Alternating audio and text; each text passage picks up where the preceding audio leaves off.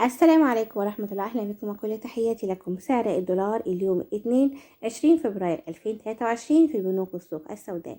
في البداية أرجو منكم الاشتراك في القناة وتفعيل الجرس وعمل لايك للفيديو ليصلكم كل جديد من حديث المدينة. سجل مصرف أبو ظبي الإسلامي أعلى سعر للدولار ويسجل 30 جنيه 57 قرش للشراء، 30 جنيه 62 قرش للبيع. البنك المركزي المصري 30 جنيه 53 قرش للشراء، 30 جنيه و62 قرش للبيع.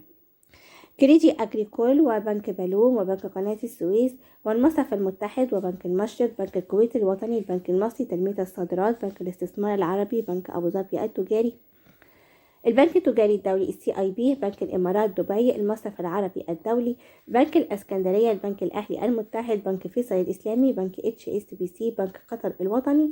سجلوا 30 جنيه 52 قرش للشراء، 30 جنيه 62 قرش للبيع. ميد بنك 30 جنيه 50 قرش للشراء، 30 جنيه 58 قرش للبيع.